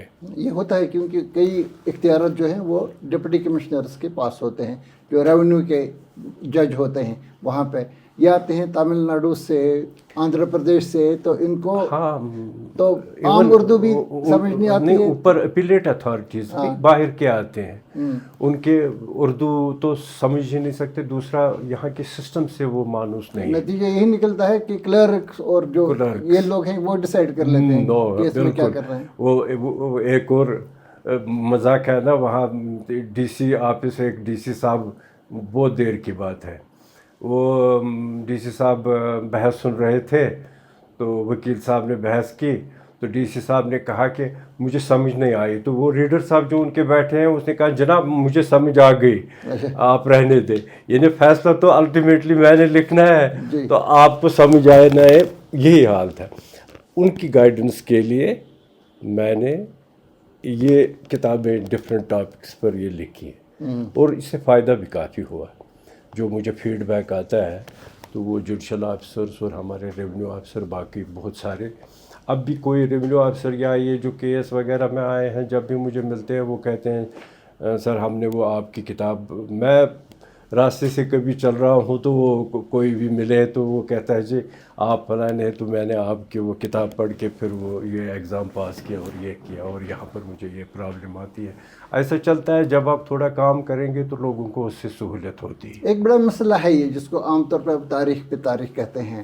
تو آپ نے خود ایڈجورنمنٹس کا ذکر کیا, تو آپ خود رہے ہیں رجسٹرار جنرل بھی رہے ہیں, آپ principal secretary to chief justice بھی آپ رہے ہیں, تو مطلب یہ ایڈمنسٹریٹو پوزیشن ہے جو ہائی کورٹ میں Jammu and Kashmir high court میں جو administrative position in addition to آپ کے جو جج کی حیثیت سے جو آپ نے کام کیا, اس کے علاوہ بھی تو آپ کو کبھی لگا ایسا کہ سسٹم میں کچھ مخصوص ترمیمات کی ضرورت ہے, آپ نے کبھی لایا ارباب اقتدار کے نوٹس میں کہ اس چیز کو بدل دیجیے تاکہ یہ جو دفتری طوالت ہے, کیس پہ کیس پائل اپ ہو رہے ہیں, لاکھوں کی تعداد میں کیس ہے, 40 سال 50 سال پرانے کیس ہے, اس پہ آپ اگر آج ججمنٹ بھی دے دیں گے تو وہ انصافی نہیں ہوگا, یہ کبھی آپ نے بتا دیا؟ بہت میں نے کوشش کی ہے اپنے لیول پر جہاں بھی میں تھا.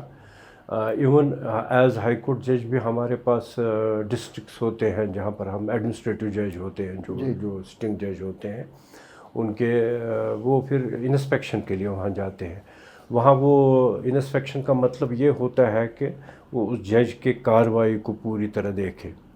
تو ہم جب جاتے تھے, آج کل بھی جب جج صاحبان جاتے ہیں جو سٹنگ جج ہیں انسپیکشن کے لیے, تو وہ پورے ایک ایک انٹرم آرڈر پڑھتے ہیں.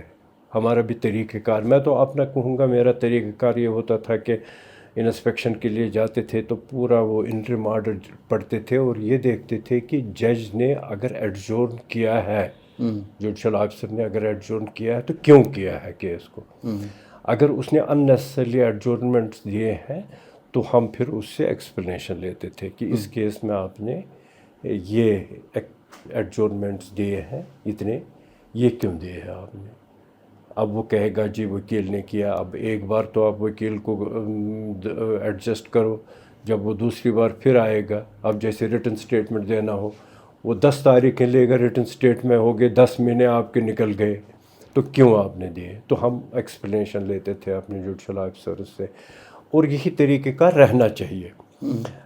بلکہ ایڈمنسٹریٹو سائڈ سے بھی میں رجسٹرار جنرل رہا, رجسٹرار جوڈیشل, رجسٹرار وجیلنس, یہ جتنے بھی پوسٹ ہائی کورٹ میں نے ہولڈ کیا. اور میں جہاں بھی مجھے موقع ملتا تھا تو میں وہاں پر سرکولرز کے یا گائیڈنس کے یا اس طریقے سے کوشش کرتا تھا کہ جوڈیشل آفیسرز اس چیز کو دھیان میں رکھے کہ ہم اننیسیسری ایڈجسٹمنٹس نہیں ہونی چاہیے. یہ میرا اب بھی ماننا ہے, اس وقت بھی ماننا تھا جب میں سروس میں تھا. میں یہ کہتا تھا کہ اننیسیسرلی یہ جو پروسیڈنگس ہوں گے یا ایڈجورن نہیں ہونے چاہیے. کوئی ریزن ہونا چاہیے, جسٹ اینڈ پراپر ریزن ہونا چاہیے. قانون سے باہر بھی آپ کی کتابیں ہیں جس کا میں نے پہلے ذکر کیا. تاریخی شان کشمیر بھی آپ نے لکھی, حالانکہ ایک زمانے میں اس کی شروعات کی تھی غلام صفدر ہمدانی صاحب نے, تو انہوں نے ایک تاریخ شان کشمیر لکھی تھی. اس کے بعد آپ نے مدلل ایک کتاب لکھی, آپ نے 1328 سے 1947 تک کا اس میں پیریڈ لایا ہے. کہ آپ کو اس میں کوئی دقت تھی آج کی ڈیٹ تک اس کو لانے کی, یا ایک اور کتاب آپ لا رہے ہیں 47 سے آج تک کی جس میں آپ تاریخ لا رہے ہیں؟ نہیں, واقعات تو میں نے پورے لائے ہیں, لیکن شخصیات کو میں نے 47 یا میں نے شخصیات کو ایونٹس تو میں نے 47 تک دیے ہیں. اس کے بعد وہ 47 تک بھی مجھے انگلش میں 2 والیوم نکالنے پڑے اور اردو میں وہ 5 والیوم پر جا رہی ہے. جی. تو اب اگر ہم 47 سے آگے چلیں تو اس کے لیے 1-2 والیوم اور چاہیے. ہو سکتا ہے اگر میں یا کوئی اور اٹھے اور کر لے اس کو آگے پروسیس میں شروع کر لے کمپلیٹ. شخصیات کو میں نے ان کو لایا ہے جو انتقال کر گئے ہیں. جی ہاں. جو زندہ ہے ان کو میں نے اس میں نہیں لایا. وہ اس وجہ سے کیونکہ وہ in the process of making contributions ہیں. مثلا آپ کسی شخصیت کو لیں گے, وہ اس وقت حیات ہے, وہ اپنا کام کر رہا ہے, ان دا پروسیس آف کمیونٹی کو وہ کنٹریبیوٹ کر رہا ہے. تو جو انتقال کر گیا ہے, اس پر مجھے بہت سارے لوگوں نے پوچھا بھی, بلکہ ایک فنکشن میں تھے تو یوسف جمیل صاحب وہ تقریر میں کہنے لگے کہ فلاں شخصیت کا انہوں نے اس میں ذکر نہیں ہے. جی. تو میں نے پھر ان سے یہی بات کہی. میں نے ان کو کہا کہ اگر وہ شخصیت زندہ ہے تو ابھی وہ اس کتاب میں نہیں آئے گی ابھی, کیونکہ وہ اپنے ان دا پروسیس آف کنٹریبیوٹ کر رہی ہے وہ کمیونٹی ایسی کو. کئی شخصیات ہیں جو 47 سے 2026 تک جن کا انتقال ہو چکا ہے, ہو چکا ہے, وہ سب آ گئی ہیں. وہ سب آئی ہاں, جو بھی جب کتاب پبلش ہوئی اچھا. اس وقت تک جتنی بھی انتقال کر گئی شخصیتیں تھیں ان کو سب کو میں نے لایا ہے. یہ تو انگلش والی بات ہے. اب اردو کا 2nd volume 3rd volume 4th volume جب آ رہا ہے تو اس وقت تک جتنی شخصیات ہوں گی وہ اس میں انکلوڈ ہوں گی. اور شیعان کشمیر یا شیعز آف جموں اینڈ کشمیر, یہ انگلش میں بھی یہ 2 والیوم ہے اور اردو میں بھی یہ 5 والیوم میں آ رہی ہیں. تو اس کی ایک خاص وجہ تھی میری بنانے کی. یہ قانون کے ساتھ ساتھ مجھے ہسٹری کے ساتھ اسلامک ہسٹری یا یوں کہیے کہ کشمیر اسلامک ہسٹری ان کشمیر میں تھوڑی بہت دلچسپی رہی ہے. وہ بھی ہائی کورٹ سے ہی مجھے دلچسپی ہوئی. یہاں پر 1978 میں گولڈن جوبلی ہوئی تھی ہائی کورٹ کی. جی. تو ہائی کورٹ نے مجھے کام دیا تھا. میں ان دنوں نیا تھا اس ڈپارٹمنٹ میں. سب رجسٹرار پوسٹ سری نگر میری پوسٹنگ تھی. تو مجھے اس وقت کے چیف جسٹس صاحب نے یہ کام سپرد کیا تھا کہ آپ ہائی کورٹ کی ہسٹری لکھیں گے اور یہاں پر جو ایگزیبشن ہوگی وہ آپ کریں گے. تو اس ایگزیبشن میں شیخ صاحب آئے تھے, شیخ محمود عبداللہ صاحب ان دنوں چیف منسٹر تھے, چندرچود صاحب چیف جسٹس آف سینئر چندرچود وہ چیف جسٹس آف انڈیا تھے, وہ آئے تھے, باقی گورنر صاحب تھے, یہ سارے لوگ آئے تھے. انہوں نے بہت وہ اپریشیٹ کیا ایگزیبشن. ہم نے پرانے مکتوتے نکالے تھے, ڈاکیومنٹس نکالے تھے, مینوسکرپٹس نکالے تھے. یوسف شاہ چک کا ایک فرمان تھا وہ نکالا تھا. اور ان دنوں مجھے یہ اسٹڈی کرنا پڑا ہسٹری, اور خاص کر جو یہ میڈیول پیریڈ یا مسلم پیریڈ رہا ہے. تو اس کام میں مجھے محمد امین ابن مہجور, جی. مہجور صاحب کی جو بیٹے تھے محمد مہجور, جی. وہ ان کو ابن مہجور نام سے وہ مشہور ہیں. بہت ہی لٹری اور بہت ہی سمجھدار سلجھے ہوئے تھے اور بہت ہی ان کا نالج تھا. انہوں نے مجھے مدد کی تھی اور وہ مجھے ہسٹری کے یہ چیپٹرز بتاتے تھے, سناتے تھے واقعات, اور مجھے اکثر کہا کرتے تھے کہ ہسٹری پر کام کرنے کی ضرورت ہے, مسلم ہسٹری پر کام کرنے کی ضرورت ہے. ساتھ میں وہ مجھے بتاتے کہ خاص کر شیعہ ہسٹری پر کام کریے، اس میں کنفیوژن بہت سارے ہیں، غلط باتیں آئی ہیں جی جن سے دونوں کمیونٹی سنیز اینڈ شیعہ کے درمیان دراڑ جیسی ہوئی ہے، بہت ساری باتیں ایسی آئی ہیں، تحریفات ہوئی ہیں، تحریفات ہوئی ہیں، اور جن کو ٹھیک کرنے کی ضرورت ہے۔ جی تو میں نے اس کو ذہن میں رکھ کے میں پھر ہسٹری پڑھتا گیا، واقعات پڑھتا گیا، اور بہت ساری باتیں ایسی تھی جو مجھے لگی کہ یہ غلط ہے، جو اہل تشیع میں تھی جو غلط تھی، یا اہل سنت حضرات میں تھی جو غلط تھی۔ صحیح بات کو اگر ہم پیش کریں تو دونوں قریب آ سکتے ہیں، بھائی چارہ بڑھ سکتا ہے، مطلب کہ تاریخی حقائق کچھ اور ہیں لیکن بات کچھ اور چلی اور چلی ہے۔ جی مثال کے طور پر میں آپ کو کہوں کہ اکثر یہاں پر کہا جاتا ہے، اب یہ تاریخی واقعہ ہے، کہتے ہیں جی کہ اکبر نے جی یہاں پر کیا، یہاں چونکہ یوسف شاہی چک تھے، تو وہ یوسف شاہی چک پر اکبر نے حملہ کیا، اس کی ایک سیاسی وجہ تھی۔ سیاسی وجہ یہ تھی کہ شیر شاہ اور اکبر میں جب آپس میں جنگ تھی تو کشمیر کے شاہ جو اس وقت کے یہاں پر سلطان تھے، انہوں نے شیر شاہ سوری کی مدد کی تھی، نوشہرہ سے یہاں سے آرمی گئی تھی، یہ بات وہ سمجھ رہے تھے، مغل سمجھ رہے تھے، تو انہوں نے اس ٹیریٹری کو اس وقت یہ آکیپائی کرنا چاہے۔ لیکن یہ بھی اپنی جگہ حقیقت ہے کہ جس وقت اکبر یہاں پر آیا پہلی دفعہ، اس کے ساتھ بہت سے بڑے بڑے شیعہ عالم تھے جن نے یہاں پر کام کیا، اور پھر جو یہاں پر کشمیر میں آئے اس کے ساتھ تھے، اس کے ساتھ تھے یہاں پر، اور ان میں سے ایک فتح اللہ شیرازی یہاں ڈلگیٹ میں آپ کے وہی ان کا انتقال کر گئے، وہ اکبر خود وہاں جا کر اس کے تدفین کے وقت، یا شہید ثالث حضرت نور اللہ شوستری آگرہ میں جو ہے جن کا مزار، وہ اکبر نے پہلی بار شہید ثالث کہتے ہیں، ان کو شہید ثالث کہتے ہیں، اور اکبر نے ان کو یہاں پہلا سیٹلمنٹ جو ہمارا ریونیو کا ہوا ہے کشمیر کا، وہ شہید ثالث نے کیا ہے، انہوں نے کیا ہے، اور اکبر نے ان کو یہاں بھیجا۔ تو اکبر اگر یہ شیعہ سنی کا یہ فرق رکھتا تو پھر وہ شیعہ جنرلوں کو یا شیعہ عالموں کو یا شیعہ ان حکومت کے کارندوں کو یہاں نہیں نہ بھیجتا۔ تو یہ کچھ باتیں، اور بھی بہت ساری باتیں ہیں جو اس کتاب میں میں نے پھر لگا دیں، بہت ساری باتیں ہیں جو غلط بیان ہوئی ہیں، جو آگے پھر نیریٹو جن کا بن گیا ہے، ان کو ٹھیک کرنے کی ضرورت میں نے محسوس کی۔ اسی پرپز کے لیے میں نے پھر یہ کتابیں لکھی۔ آپ سبکدوش ہونے کے بعد آپ کو مقرر کیا گیا تھا Jammu and Kashmir state accountability commission کا ممبر، بعد میں یہ کمیشن ہی دفن ہو گیا، اس کو تو ہونا ہی ہونا تھا اب 2019 کے ایبروگیشن کے بعد، لیکن اس سے پہلے ہی اس کو جس کو ہم یوتھنائز کہتے ہیں اس کو ہلاک کیا گیا کہ اس کی ریکروٹمنٹ نہیں ہوئی، چیئرمین ممبرس نہیں، آپ میرے خیال سے لاسٹ ہی تھے شاید، میرے بعد پھر وہ آگے تھے جسٹس بشیر احمد خان صاحب، اور وہ مطلب لیکن وہ سلسلہ بھی کچھ ایسے ہی چلتا رہا، چلا نہیں پراپرلی وہ نہیں ہوتا تھا۔ اس کی کیا وجہ ہے کہ جب 2002 میں مفتی محمد سعید کی سرکار آئی تھی تو اس وقت پہلا انہوں نے یہی فیصلہ کیا تھا کہ اکاؤنٹیبلٹی کمیشن یہاں پہ لائیں گے، حالانکہ یہ بات بھی اپنی جگہ پہ صحیح ہے کہ نیشنل کانفرنس جو اس کا اپوزیشن میں تھی تو انہوں نے کہا تھا کہ اس کو لائیں، اس پہ بحث کرنے کی ضرورت ہے، ہمارا ووٹ اس کے ساتھ ہے، اور پھر بن گیا، اور کئی سال تک اس کا چیئرمین ہی نہیں، کئی سال تک اس کا کانسٹیٹیوشن ہی نہیں بنا، میرے خیال سے 2010-11 تک اس کا کانسٹیٹیوشن ہی کہیں نہیں تھا۔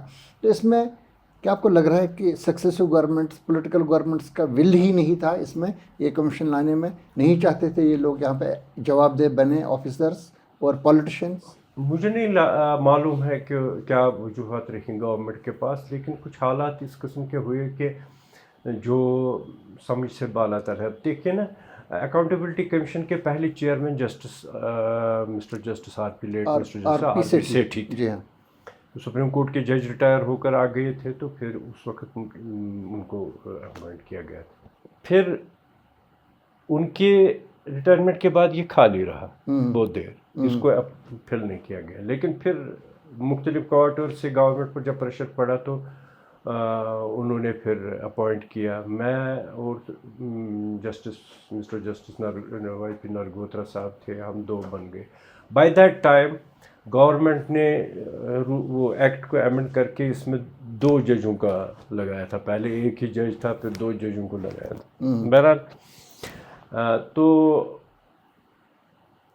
اس کے بعد جب ہمارا ٹرم ختم ہوا تو اس کے بعد پھر گورنمنٹ بیٹھ گئی, وہ نہیں ہوا, بہت دیر کے بعد پھر وہ رہا. اب کس گورنمنٹ کے پاس کون سی کنسیڈریشنز تھی میں یہ نہیں کہہ سکتا ہوں, اب سسٹم کے اندر رہے ہیں نا, لیکن میں یہ کہہ سکتا ہوں کہ ٹرانسپیرنسی ہونی چاہیے اور اکاؤنٹیبلٹی کمیشن.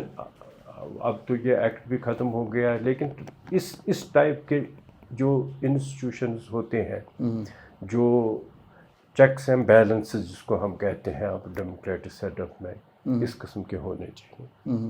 جب تک آپ ایسے اداروں کو نہیں رکھیں گے تب تک پھر آپ کتنا بھی صاف شفاف کام کریں لوگ تو انگلیاں اٹھائیں گے. جس وقت لایا گیا تھا نا یہ قانون تو اس پر سب متفق تھے. یہ بات ہے کہ ابھی تک سسٹم میں جواب دہ بنایا جاتا ہے, جہاں جب بھی بنایا جاتا ہے تو آفیسرس. تو اس کے علاوہ جوڈیشری کا اپنا ایک ویجیلنس سسٹم ہے جو آپ نے بتا دیا, ہم اس پہ بات ہی نہیں کرنا چاہتے اس وقت. تو لیکن جو پولیٹیشنز کا رول رہا ہے, کیونکہ اکثر یہ ہوتا ہے کہ کرپشن ہائیسٹ لیول سے ہی شروع ہو جاتا ہے, تو ان کو مکمل طور پر چھوٹ تھی, کسی کو کوئی سزا نہیں ہوتی.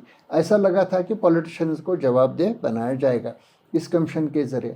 لا بھی بن گئے, اتفاق رائے سے لا بھی بن گیا.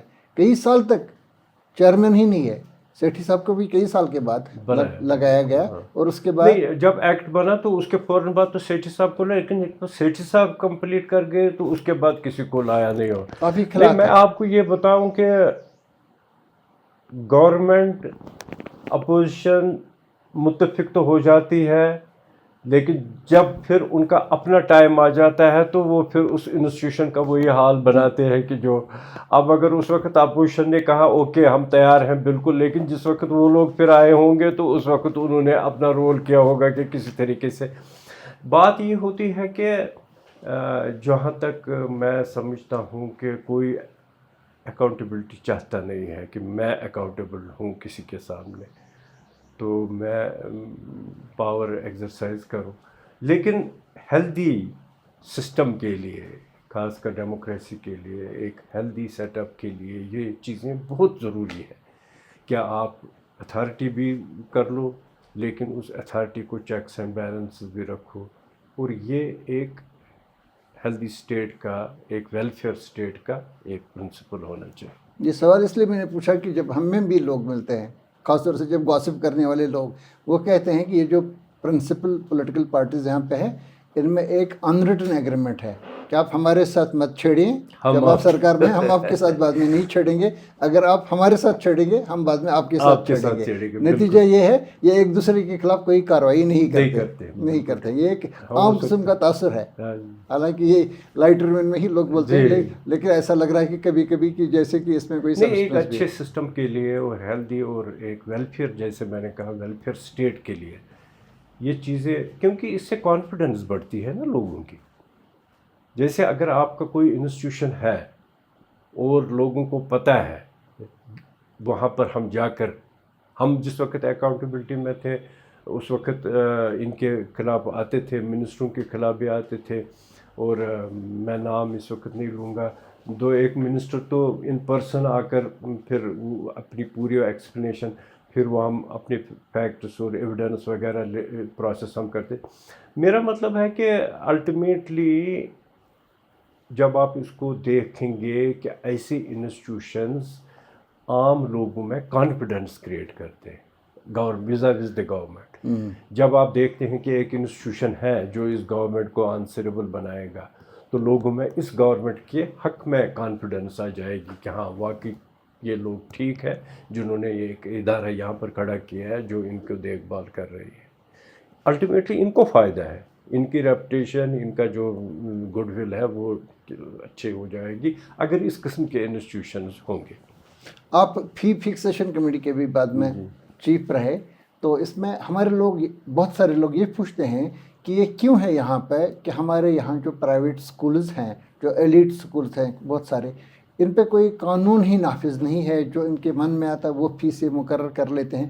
کئی اس میں ایسے سکول بھی ہیں جن کو سرکار نے ₹1 کے نامنل مطلب پیسے پہ انہیں لمبی مدت کی لیز اور کافی ساری زمینیں ان کو دے دی ہیں، پھر بھی یہ لوگ ان کے من میں جو آتا ہے وہی لوگ فیس مقرر کر لیتے ہیں، پھر جس وقت اضافہ کرنا چاہتے ہیں کر لیتے ہیں. تو اس میں لوگوں کا سسٹم پہ بھروسہ نہیں رہا ہے، اس بات کے باوجود کہ آپ اور آپ کے کچھ ساتھیوں نے بھی اس میں، مجھے یاد ہے عطار صاحب کا بھی، اس میں کئی کوششیں کی اس کو درست کرنے کی، نظام کو درست کرنے کی، لیکن ابھی تک یہی ہے کہ لوگوں کو ملتا ہے SMS یا اس پہ ٹیکسٹ میسج کہ اتنی فیس آپ کو بھر دینی ہے، پھر لوگوں کو جانا پڑتا ہے کبھی کورٹ میں، کبھی کسی جگہ پہ، پھر ان کو پھر مطلب کوئی سرزنش ہوتی ہے، اس کے بعد یہ سلسلہ رک جاتا ہے. اس میں کیوں کوئی ایسا سسٹم نہیں ہے کہ کوئی ایسی جرت ہی نہیں کرے گا، اپنی منمانی نہیں کرے گا؟ میں آپ کے ساتھ پورا اتفاق کرتا ہوں اس بات پر، اور یہ بہت ہی برننگ کوشچن ہے، برننگ ایشو ہے، جس کی جانب گورنمنٹ کو، خاص کر ایجوکیشن منسٹر جو ہے اس کو توجہ دینی چاہیے. دیکھیے میں مختصر الفاظ میں آپ کو سمجھاتا ہوں کیا مسئلہ ہے. آپ کمیشن تو بناتے ہو، فیس فکسیشن کمیٹیاں تو بناتے ہو، لیکن ان کو وہ پاورز نہیں دیتے ہو جس سے وہ کام کر سکیں. جی. فیس فکسیشن کمیٹی کا آریجن کسی گورنمنٹ کا نہیں ہے، یہ سپریم کورٹ کا آریجن ہے. اس کا سپریم کورٹ نے ایک ججمنٹ میں ان کو کہا تھا کہ ہر گورنمنٹ، ہر اسٹیٹ کو، وہ دیر تو ہماری اسٹیٹ میں رہی ہی نہیں نا. پہلا سب سے پہلے یہ تمل ناڈو میں آئی تھی یہ فیس فکسیشن، اور اتفاق سے ہمارے چیف جسٹس ایک بار باہر سے آئے جو اس اسٹیٹ سے بلانگ کرتے تھے، تامل ناڈو. اور ایک کیس میں خاص کر جب فلڈ ہوئے، فلڈ کے بعد جب ان لوگوں نے فیس وغیرہ کیا تو اس پر یہ جھگڑا پڑا کہ فلڈ کے دنوں کے یہ سکول بند تھے، یہ کیسے، یہ اس قسم کے مسئلے پڑے. تو وہ ریٹ پیٹیشنز ہو گئے. جب وہ ریٹ پیٹیشن چیف جسٹس کے پاس گئی، اس نے کہا یہاں پر فیس فکسیشن کمیٹی نہیں ہے. انہوں نے کہا نہیں جی، کیونکہ جسٹس نازکی صاحب پہلے فیس فکسیشن کمیٹی کے چیئرمین تھے. وہ جب چلے گئے باہر کہیں، تو وہ گئے تھے ہیومن رائٹس میں، کہیں کمیشن میں باہر گئے تھے بہار یا کہیں گئے، تو یہاں پر خالی رہا. وہ 3 4 5 سال یہ خالی رہا.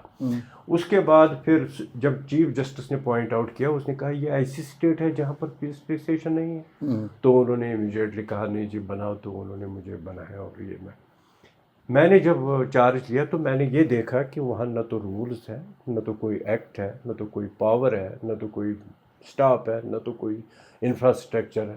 تو یہاں مسٹر شیلین کابڑا تھے جو آج کل یہاں پر کمشنر سیکرٹری لگے ہیں، وہ سیکرٹری ایجوکیشن، ان دنوں کمشنر ایجوکیشن ہوا کرتے تھے. بہت ہی ایفیشینٹ اور بہت ہی آپرائٹ آدمی تھے. انہوں نے اس بات کو سمجھا. میں نے ان کو بتایا ٹھیک ہے چیئرمین تو آپ لوگوں نے یہاں پر تو گورنمنٹ ہائی کورٹ میں تو مجھے بنایا، لیکن آگے کام بھی تو کرنا ہے. وہ یہ بات کو سمجھ گئے کہ ہاں یہاں تو یہ پرابلم ہے. تو ہم نے پھر یہاں انفراسٹرکچر ان لوگوں نے دیا مجھے، اور پھر ہم نے یہاں جگہ بھی نہیں تھی بیٹھنے کی. میرا مطلب ہے کہ آپ باڈی تو بناتے ہو، لیکن اس باڈی کو کام کرنے کے لیے پاورز نہیں دیتے. اور آج بھی وہی حال ہے. اس کے بعد ایکٹ بھی بنا ہوا. ایکٹ کا ڈرافٹ میں نے تیار کیا جس وقت میں تھا چیئرمین. وہ پھر ایکٹ بنا، ان دی شیپ آف ایکٹ آ گیا. پھر اس کے گائیڈنس، رولز وغیرہ، پروسیجر سیٹ کیا ہم نے، وہاں پر بنایا. لیکن اب بھی وہی پوزیشن ہے کہ آپ فیس فکس کرتے ہو کسی سکول کا، لیکن اس کو پھر آگے ایگزیکیوٹ کرنے کے لیے کوئی پاور آپ نہیں دے رہے ہو اس کمیٹی کو. آپ کسی کو تو انٹرسٹ کر لیجئے نا ان پاورز کو، اور پھر آپ دیکھ لیجئے کس طریقے سے سب کچھ ٹھیک ہو جائے گا. لیکن اگر آپ نے کمیٹی وہاں بنائی یہ فیس فکس کرنے کے لیے، لیکن ایگزیکیوشن پارٹ، مجھے یاد ہے یہاں پر ہم نے ایک سکول کو بالکل اس کے رجسٹریشن بند کی تھی. ان دنوں ایجوکیشن سیکرٹری تھے، وہ انہوں نے وہ بالکل وہ اس کا جب میں نے وہ آرڈر نکالا، اس نے اس کو پورا ایگزیکیوٹ ذمہ لیا کہ ہاں جی یہ بالکل ٹھیک ہے. اور نتیجہ یہ لکھا کہ سارے سکول ڈر گئے اور سارے سکول آ گئے. آپ پاورز دے دیجئے اس کمیٹی کو اور پھر دیکھیے رزلٹ. ورنہ حال تو بہت برا ہے. آپ سکول مختلف قسموں پہ، مختلف قسموں کے، اور ایسے کمپلشنز لوگوں کو کرتے. میرے نوٹس میں ان دنوں ایسے کیسز آئے. اننت ناگ سائڈ سے ایک کیس آیا جہاں پر ایک بچے نے سوسائڈ کیا.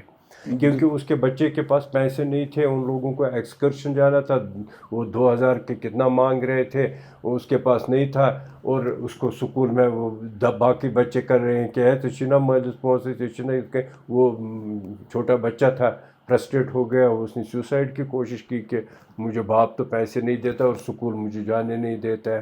اس قسم کے انہوں نے چھوٹے ایسے پروگرامز رکھے ہیں جہاں سے وہ پیسہ، اب یونیفارم بچے کو دو جی، سکول بکس آپ نے یہاں سے لینی ہے، آپ نے جی یہ کام آپ نے یہاں سے کرنا، آج جی یہ فنکشن ہے، اس فنکشن کے لیے کیا رائٹ بنتا ہے سکول کو؟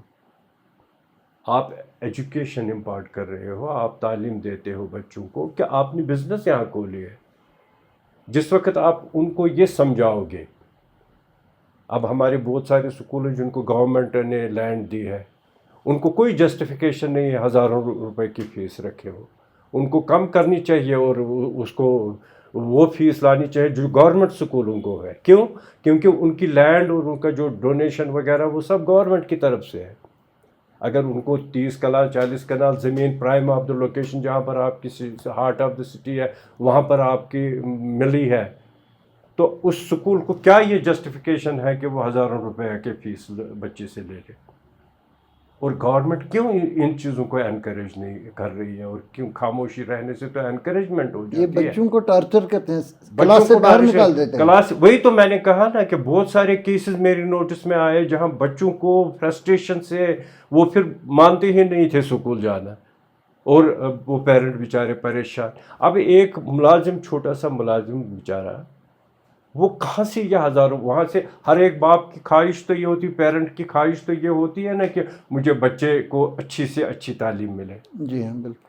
اب وہ چاہتا ہے کہ ٹھیک ہے اگر اس سکول کی ریپوٹیشن اچھی ہے، یہاں پر بچے اچھے ہیں، ٹھیک ہے، لیکن اگر اس کے اگینسٹ آپ کہو گے کہ نہیں جی ہم آپ سے اتنا پیسہ سنیچ کریں گے، تو وہ کہاں کا ہے؟ اس کام کے لیے فکسیشن کمیٹی اور گورنمنٹ کو مل جل کے کام کرنا ہے، اور یہ وقت کی ضرورت ہے۔ یہ آپ نے بہت ہی اہم مسئلہ چھیڑا، یہ وقت کی ضرورت ہے، اور زیادہ رسپانسبلٹی اسٹیٹ گورنمنٹ پر ہے، ایجوکیشن منسٹر پر ہے، ایجوکیشن سیکرٹری پر ہے، جو بھی اس میں انوالو ہیں، جو اتھارٹیز۔ حکیم امتیاز استاد صاحب، آپ کا بہت بہت شکریہ، آج آپ نے ہم سے بات کی، بہت سارے مسائل پہ آپ نے تفصیل کے ساتھ ہمارے ناظرین کو روشناس کیا، آپ کا بہت بہت شکریہ۔ تو ناظرین، یہ تھے جموں کشمیر ہائی کورٹ کے سابق جج جسٹس حکیم امتیاز حسین صاحب، جو کئی کتابوں کے مصنف ہیں، ان کی کچھ اور بھی بکس شائع ہونے والی ہیں۔ تو یہ آج ہم سے بات کر رہے تھے۔ اگلے پروگرام میں ایک اور شخصیت کے ساتھ آپ کی ملاقات کروائیں گے۔ پروگرام دیکھتے رہیں۔ آپ لوگوں کا بھی شکریہ۔ شکریہ۔